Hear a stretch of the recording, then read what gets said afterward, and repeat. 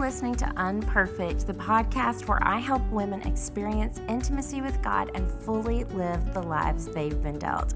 I'm Shelly Snead, your host, and if you're looking for ways to connect with others and build strong relationships, we have got you today in episode number 127. Whether you're married or single, or you're a parent of young kids, or you're an empty nester, you're going to leave this podcast with some ideas in your tool belt for connecting with others around you at your very own table via game night. So listen in. I have got Jody Allen in the house. Whoop, whoop. Hey, Jody. Hey, Shelly. Glad to be here. Yes, glad to be back because once again, we're having a take two on a podcast episode. Clearly we are not tech savvy. We are not. And then we went and fired our tech support guy, Nick, I'm just kidding. He worked for free. He did work for free, but he did not fix our problem. He did not. And if we fix our problem before a tech person fixes their problem, they shouldn't be a tech person. And I'm totally just kidding. This is Nick, her son, who did not even volunteer for the job. Right. He was recruited. But I am glad that we're back. We're going to have fun in this episode, but it's still going to be spiritually and I think relationally helpful this episode. But we're going to kick it off with the good old-fashioned game of Would You Rather, the game edition. All right, so here's my first question for you, Jody. Would you rather win every game but be known as a sore winner, or lose every game but be everyone's favorite player? Shelly, I do like to win. I mean, I really like to win, but I don't want to be a sore winner. And maybe I'm a people pleaser, but I'm going to have to lose every game and be everybody's favorite player. What about you? Yeah, that's a tough one. I don't even feel like that's fair because I want to win every game and be everybody's favorite player. But you do want to be invited back to game night, so I guess I'm going to have to go with lose and be the favorite. For sure. How about this, Shelly? Would you rather play one epic 4-hour game of Monopoly, said no one ever, if I could just choose that for you, or I just got triggered. or 10 quick games of Uno back to back? All right. I'm going to say 10 quick games of Uno because I have never played an Uno game that was quick, which is why I don't really prefer it. So if they're quick, I can handle that. How about you? I'm guessing I know the answer to it. How you're going to answer it. Definitely Uno. And if they are quick, I have a card shuffler. So you just put them in this little card shuffler when you cranked it. I mean, you can get electronic ones. So the shuffling is not the issue. Monopoly is a problem. I'm going with Uno for sure. Yeah, and I have friends that have played Monopoly in the past, and they have these games that go late into the night, and I'm just like, no. But maybe it's because I've played it with my kids a lot. I don't know. Actually, I'm not giving it any street cred. We're just moving on. All right, here's a fun one. Would you rather always have to play games with missing pieces? That's another trigger right there. Or with someone who constantly makes up new rules. I'm such a rule follower, Shelly. Yes, you are. Yeah, so I am going to have to go with missing pieces. Yeah. Okay. Yeah, you are definitely a rule follower. You are the reason that the two of us are in jail. Probably have to come together. But yeah, it's annoying to play with missing pieces, but here's something I would learn. I think I'm going to choose the missing pieces because we have learned to substitute things. Like when we play Settlers of Catan and we can't find the robber, we put in a little Lego minifigure or something like that. So it just kind of makes it even more fun. Or a Hershey Kiss. We were doing it around Christmas, and there was a Hershey Kiss that was the robber. So that was kind of fun. That's fun. Yeah. All right, one for you, Shelly. Would you rather have to sing every time you draw a card or dance every time you roll the dice? I'd like to hear it from a musician such as yourself. Well, you would think, because I am a singer, that I would like to sing it, but dancing's just fun. And especially if I'm playing with my kids and they think my dancing is horrific. And so that just makes it more fun to dance. So I'm going to go with dancing. I know what you're going to say. Go ahead. You know it. I'm saying dancing because then it's not just game night, then it's a dance party. That's even more fun. And you are a rock star line dancer, so I knew you were going to say that. All right. Last one. You don't have to be spiritual on this one. Just be honest. Okay. Would you rather play a game with your favorite Bible character or your favorite celebrity? Celebrity, as my daughter says. I'm sure the right answer is Jesus. I feel like I feel like I'm supposed to say a Bible character in Jesus, but that's not what I'm going to say. Well, It's I going to don't be even know that that's the right answer because he's going to know what cards you have. So that just wouldn't even Yeah, be you're fair. right. You're right, Shelly. Sovereign, Okay, so or I'm going with the omniscient. celebrity Omniscient. That's the right word. because he knows it all. He Yeah, knows it you're all. right. Yeah. So I'm going with the celebrity, and it's going to have to be a comedian because it would be super fun with Nate Bargatze or however you say his last name, Yes. or Tim Hawkins or somebody fun like that. That's what I'm going with. But what about you? Okay. That I'm just sitting in this for a moment, playing a game with Nate Bargatze. You know, he has a podcast. Maybe we could figure out a way to get him on the podcast and play a quick game with us or something. That would be hilarious. Now, we play a lot of bluffing games, so I don't know. Judas might be kind of interesting to play a game with. That's probably not supposed to be funny, but I thought it was Judas funny. playing games with the Snead family. Judas and the Sneads. Sounds like a rock band. Well, Jody, you and I were talking recently about things we did with our kids growing up that we are so glad that we did, that we took the time, that we were intentional about. And one of those things, like, for example, for me was reading aloud to my kids. From the time they were toddlers, you know, reading those board books that you basically memorized because they wanted you to read them over and over and over until they were like teenagers. And I started reading the books that they were reading, which I highly recommend. And then we could, you know, fangirl, fanboy about that stuff together. But that is time spent that I am so glad that we did together. Yeah, that's neat. Now, I'm so impressed that you read the same books as your kids. I did not do that. I mean, I would like to say that I did, but I just didn't. But one thing that we did do that I'm really glad that we did, and that was family dinners. We would all eat together at nighttime. It was really important that we sat at the table. And then I kept a jar of questions in the middle of the table, conversation starters. And it might be things like, where would be your favorite vacation be? Or who's your best friend? And why are they your best friend? What makes a good friend? So I think just having family dinners together and just having those conversation starters, that was really helpful. Yeah, I love that. And we did this thing where we went around and we would tell what's your low light for the day and your highlight for the day. And there were rules about that where they were not allowed to say mom's cooking could not be, what we were having for the meal couldn't be a low light, and then school couldn't be a low light because everybody tried to just be like school, you know. Easy answer. Yeah, exactly. There is one other thing that we didn't do that I'm glad that we didn't do, and that was playing club sports. Now, not to condemn anybody whose kids are playing club sports, but that it's just a whole lifestyle. And we just committed from a long time ago. I mean, it didn't apply to my daughter. She was more into dance and that sort of thing. But my son was a soccer player. And we just knew that we were not going to miss church and just live that lifestyle of being gone all the time. And I'm so glad because my son now plays college soccer, and he played at one college and now he's playing at another college because he's getting his master's somewhere. And you know what? It's fine. I mean, it's on a Division II team, and that works for us. So I'm so glad that we didn't do that because it turned out fine. Yeah, we had a similar situation. We had one child that was probably the most athletic, and we just decided early on we wanted to be able to go to church together on Sundays and not have our weekends. Plus, we had 4 kids, and just to be divided that much wasn't going to be something that worked for us. I would say, though, the biggest thing that we did, and we still do today, is playing games.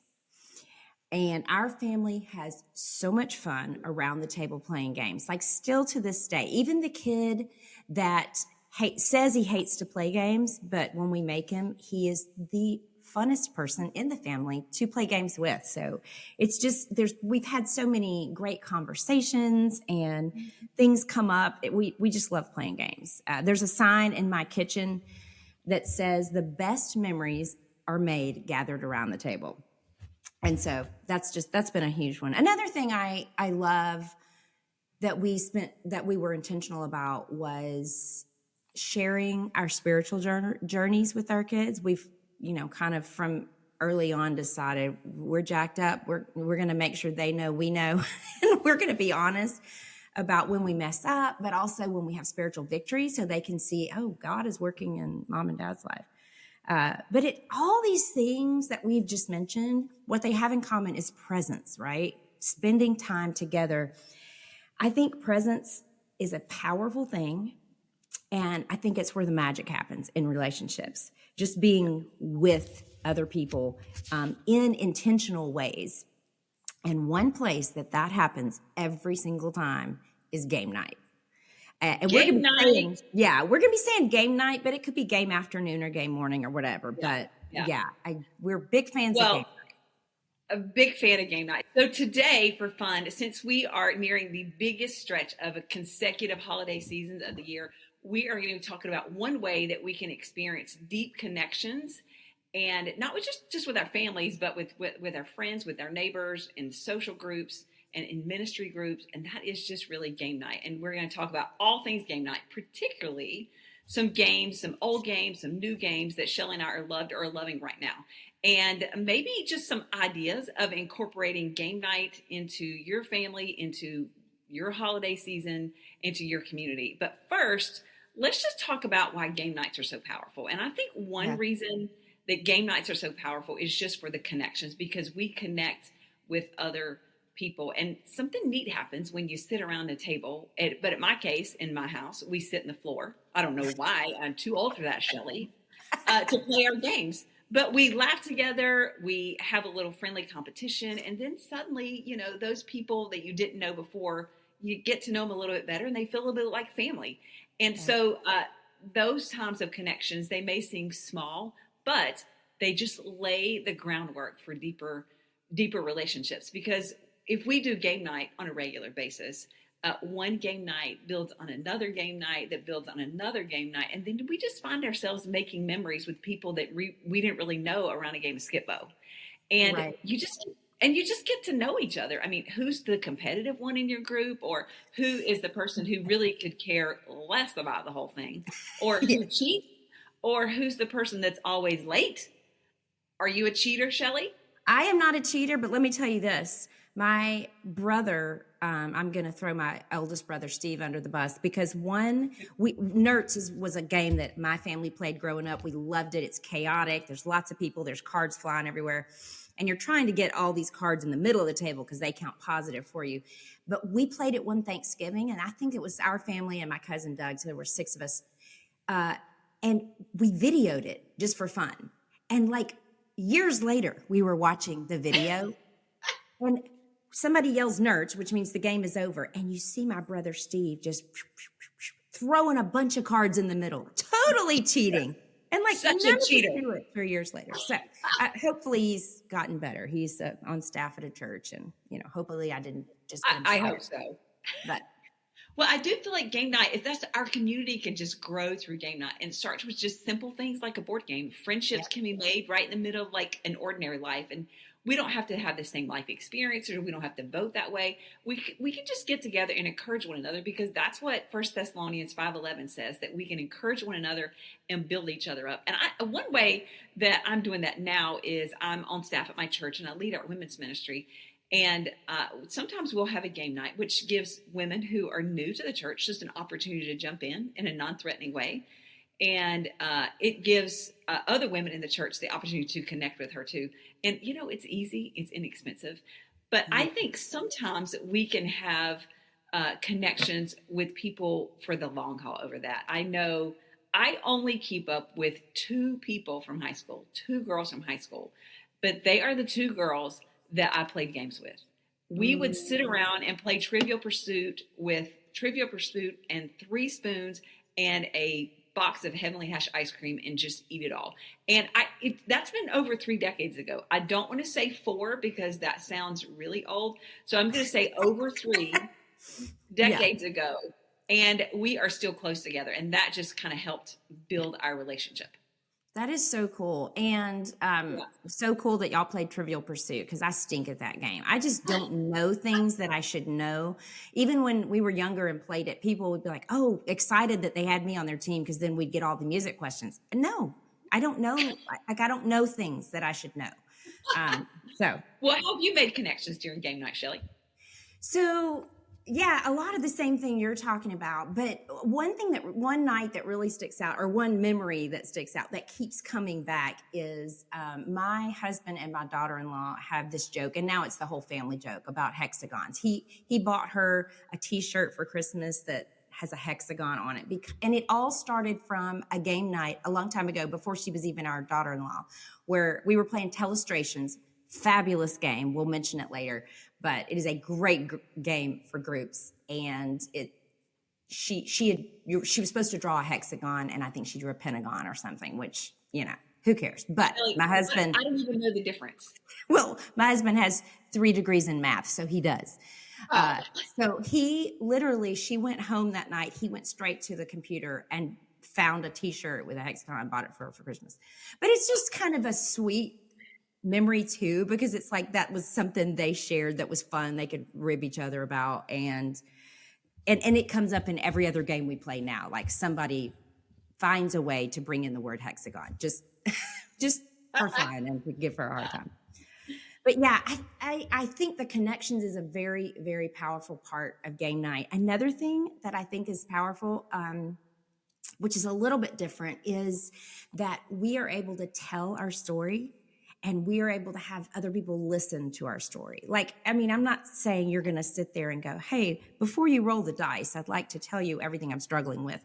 But naturally, stories just flow, right? When you're in conversation. And we've talked about biblical community on here before. I'll link to that episode that you and I did together. But one of the things we said in there was how high the statistics are for loneliness and mental health issues in our nation, and probably in the whole world. We've just seen those on the rise. And I was thinking of Galatians 6:2, which says, carry each other's burdens, and in this way you'll fulfill the law of Christ. And I think holding space for other people to just be able to talk is one way we can do that. I mean, we often think of carrying their burden. Okay, I'm going to cook them a meal, or I'm going to go babysit, or I'm going to give them a gift card. But I think sometimes what people need from us most could be our presence, emotional presence, physical presence, So I think that's an important thing that happens on game night.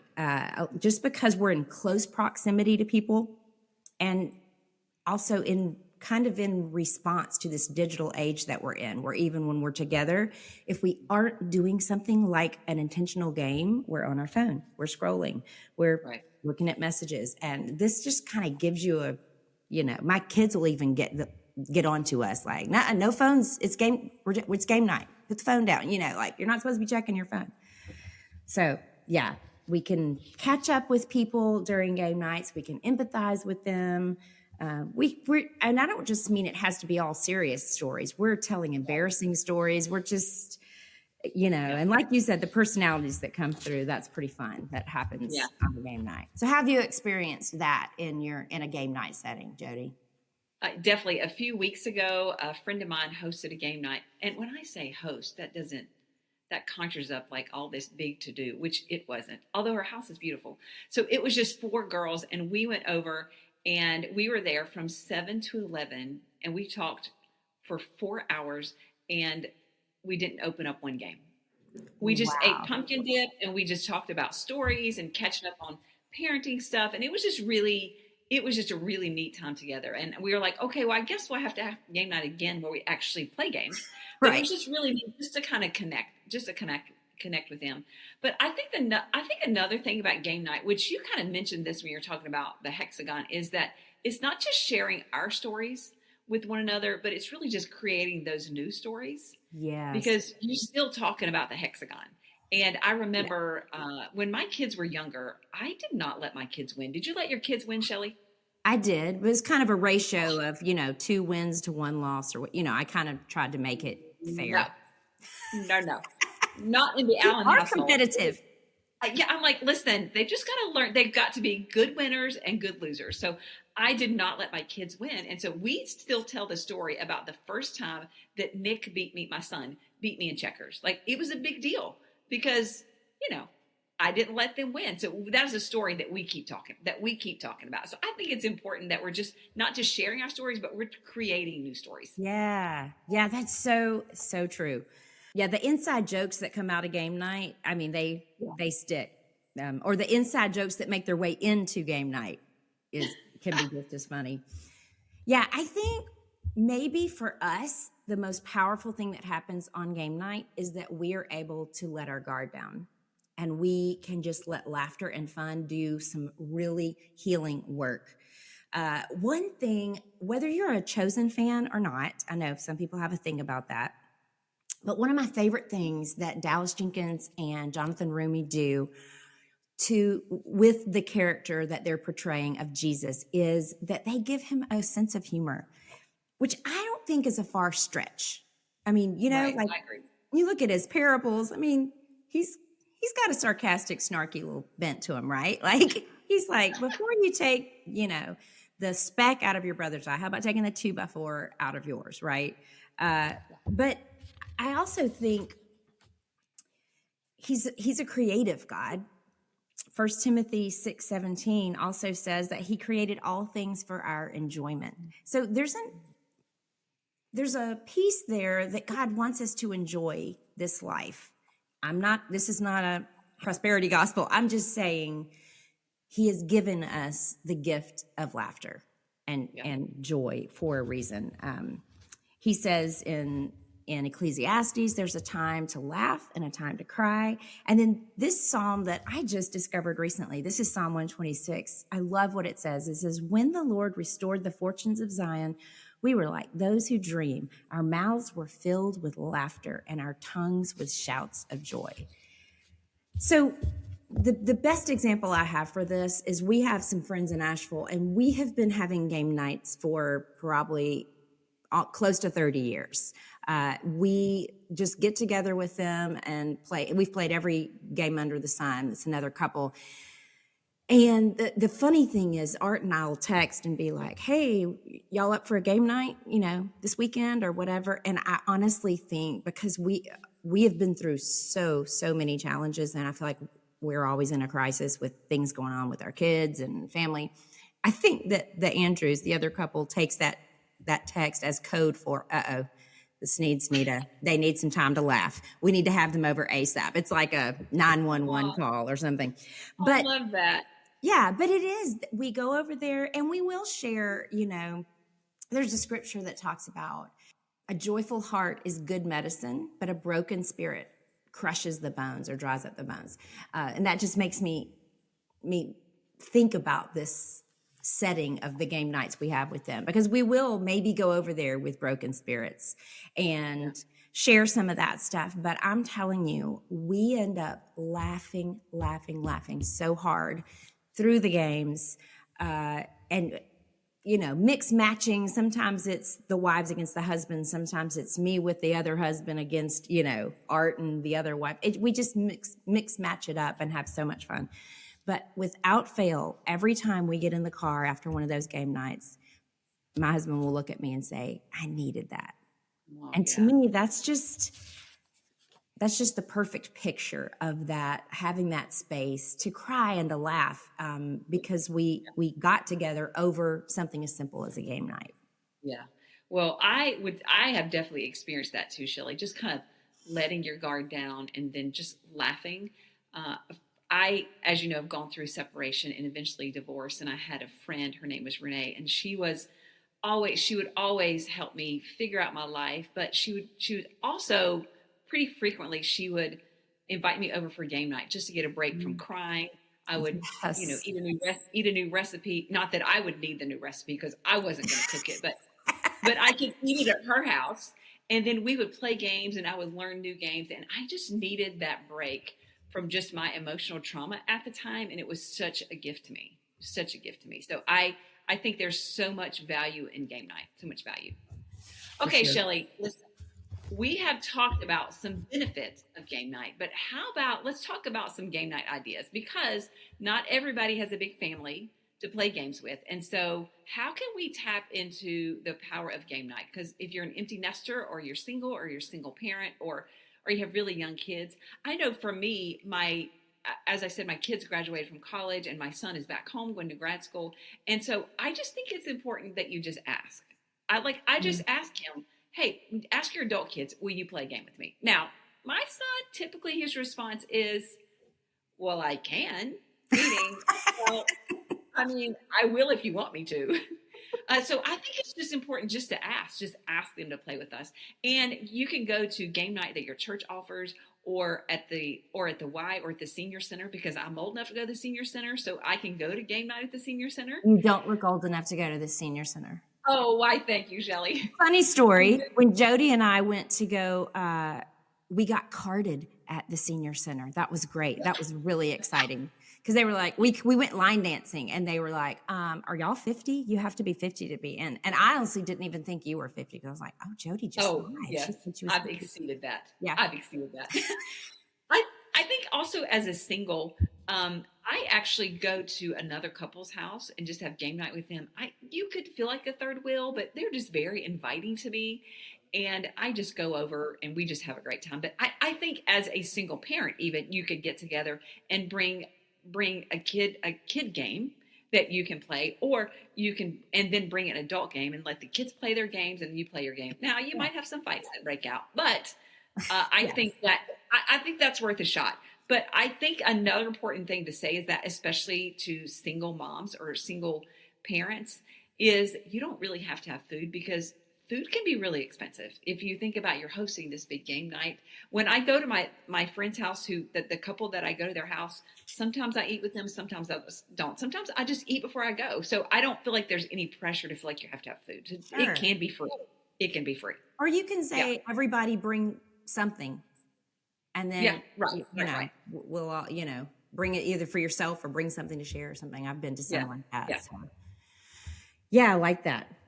If you're an empty nester, like you mentioned, I will say there are games. We've had to find games for two people, and you just have to find the right ones that work. We are really into cribbage right now, which I think is it's been around forever, but it's fun. I've never played that. I know, we need to teach you, because you can play it with 4 people. You can play it with 3 people. Okay. You can play it with 2 people. You probably could even play it with 6 people if you had teams of 2, but I don't know. Well, y'all can Google that. I've never played with that many people. But sometimes Art and I'll take a game on the back porch. We will light up the solo stove and, just change up the atmosphere a little bit. I know my mom, she lives alone, but she gets together once a week to play Mahjong. I have never played that game, but she has some ladies that maybe 6 to 8 ladies, depending on whoever's there that time. And they meet every Tuesday very faithfully to play this game. And none of them go to her church or in her Bible study or anything. So it's even a ministry opportunity. I think game night can be a great ministry opportunity. You can invite women in your neighborhood over or whatever. Yeah. What you got? I think that's a great idea, Shelly. I think it's a great opportunity just to meet new people in your neighborhood. Yeah. Yeah. I think we were going on the same thought there.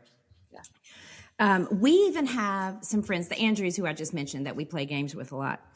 They have grown boys who live in other states, and they have tapped into online games with each other, which I think is so cool. We aren't there yet. We only have one right now that's in another state.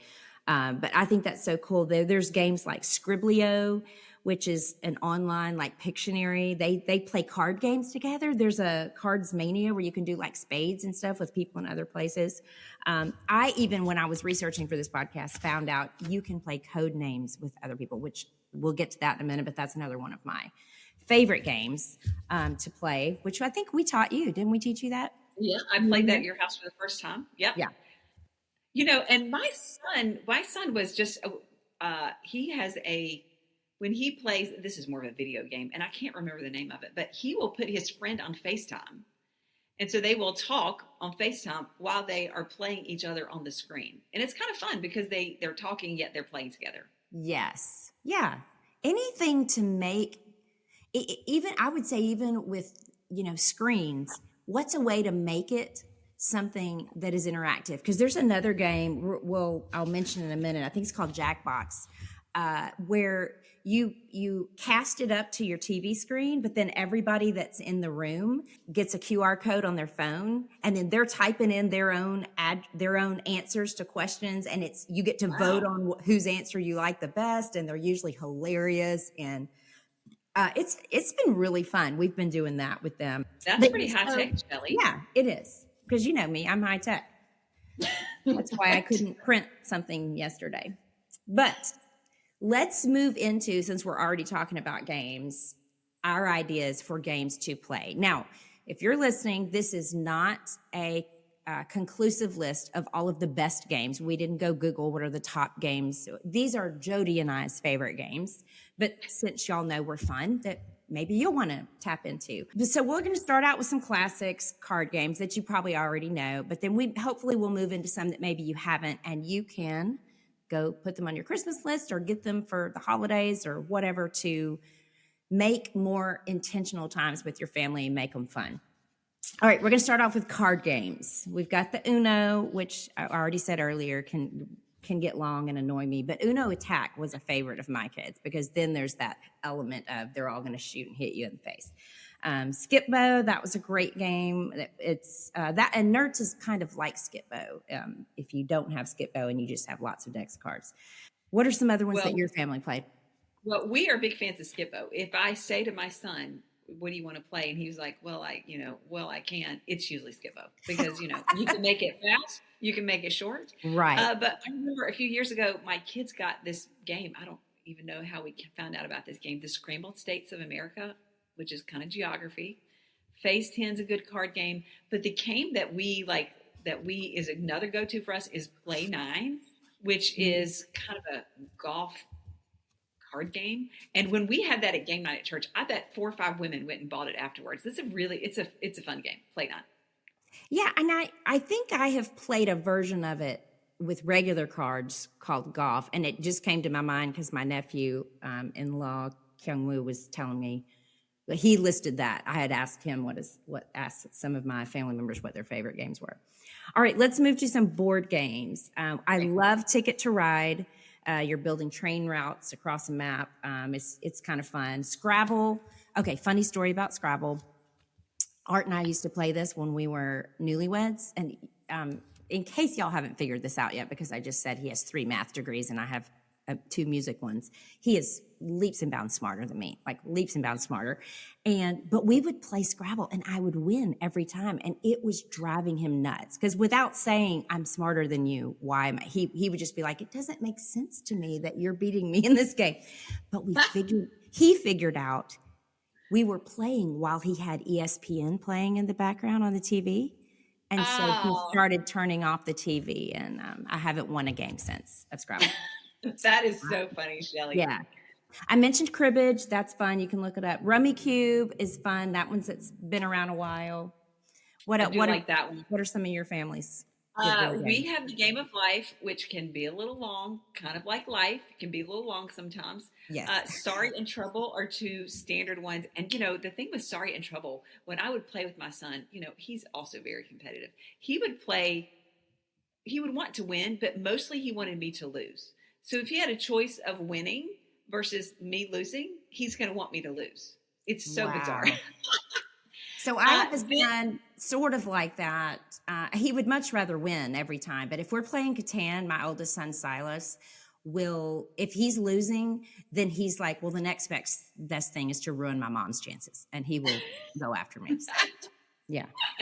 Maybe our sons could be kindred spirits. Maybe so. Or maybe they could go to therapy together. Maybe they could.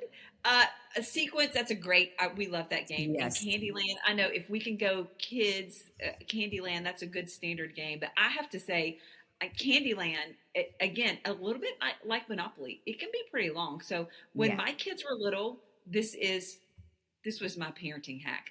The cards at the top. When you get all the way to the top of the path and you have the card, and then you draw that one card that makes you go all the way back to the bottom. And I was like, oh my word, we have to start this game all over again. Right. I just couldn't do it. So before the game started, I would go through and take out those cards that sent you all the way back. It was such a great parenting hack. So just passing that along in case you're interested in making Candy a little bit shorter. That is a great hack. And your kids might need therapy when they have their own kids and realize those cards exist. And they're like, wait a minute, we've never seen this card before. All right, here are some deep thinking strategy kind of fun games so I say that where you probably want older kids or adults to play with you.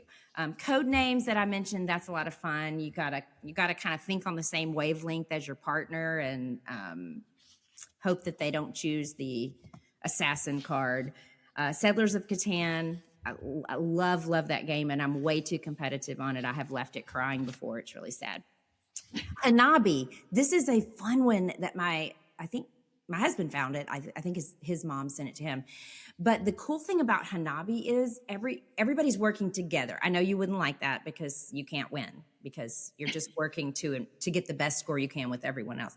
But the fun thing is you're holding your cards, everyone's holding their cards, but they're backwards. So you can't see your own cards. So it's up to other people to follow the rules of how they can help you know what's in your hand and what to play. It's really, really fascinating.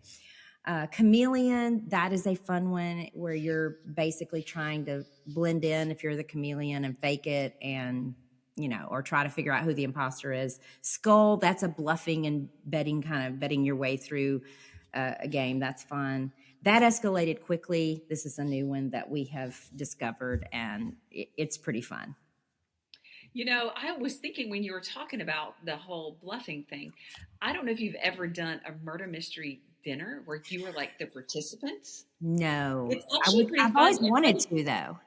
Yeah, it's pretty fun. Everybody comes in costume, and then you've got somebody who's the murderer, of course, and then you have these clues, and of course, I was the murderer, and I'm just terrible at lying. So if I ever lie to you, Shelly, you're going to know because I'm just terrible at it. And so I was the murderer, and I was like, oh. So you have to make up all these lies. You got to remember what you said. That's a fun one to do, like in real life with costumes. But also there's Clue. That's a pretty standard strategy game. Bananagrams. Yeah, we played 10 days. There are these 10 days games. There are geography. It's 10 days in Asia and Europe and Africa. Lots of those. But then there is Trivial Pursuit. There's a Trivial Pursuit for everything. There's a Trivial Pursuit for Harry Potter, for Friends, for the Beatles. At our house, we used the family edition because then you had questions for adults and questions for kids. Now, I needed the questions for kids because, I'm just not adult-like when it comes to the things I remember. And I definitely do not want the history one, the history Trivial Pursuit, because I just memorized for the test. So I can't answer any of those questions. Same. And I didn't even do good on the test. So I don't even know that we could say I memorized it for the test. All right. Here are some games that are just fun. Now, some of the other ones were fun, but these are like comical fun where you're laughing a lot, which some of the other ones were too. But Throw Burrito, that game is hilarious. You have these stuffed burritos, like it's almost like a stuffed animal burrito kind of thing. And it's like a game of spoons on crack. That's what it is. But you're throwing burritos at each other at different points. So that one's fun. Tell us to be clear. Yeah. But to be clear, you're not using crack. You're not using crack. Thank you. See, with me, we get arrested. With you, we clarify. This is why we need rule followers in our life. Telestrations is like telephone meets Pictionary, and it's so much fun, and you can just make fun of people forever if that's your thing. I will not confirm or deny whether that's a Snead thing, although you already know because I told you what happened with the hexagon. Apples to Apples, that's a fun one with words. There's another one. I can't remember if it's on here. Well, I think I mentioned it later in the group games, but it's called Puns of Anarchy, and it's like an even funnier version of Apples to Apples. So we love that one. That's fun. Well, I know we've played categories or Taboo's a good one. That's a good one to do. And Guess Who. I don't know if you've ever played Guess Who, but you have these little tiles that pop up and you have to guess. There are all these little characters and you have to guess which character the other person has. My kids really like that. There's an animal version. There's a people version. It's pretty fun. I'm not saying there's a version that animals play. I'm not saying that. I'm just saying that there's a version that has animals in it. That's what I'm saying, Shelly. Well, dang. Rocket just looked up and got excited. Like, oh, there's one for animals? Yeah, so group games. So, like, these are some that are fun with 4 people or more, but the bigger the group, the more hilarious they get. Catchphrase, where you're racing against time to get your team to guess something. Blank slate, you're trying to predict words that other people are going to say, because if you want to be with the majority.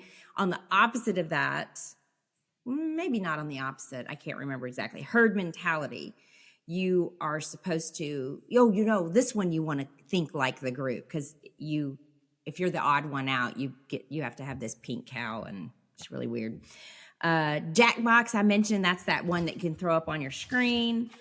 A to Z, this one is so fun. You have this little bitty electronic box that has all the letters of the alphabet, and so a category will come up, and you're racing with the other team to find words in that category that fill up all the alphabet. And sometimes you'll get on this one that lets you take off buttons that have been pushed on the other team. It's a lot of fun. There's a kids version, which is kind of like what you were saying. It makes it a little easier. You don't have to name like 5 NFL teams. It'd just be like name sports that start with these letters or whatever. So I like that one.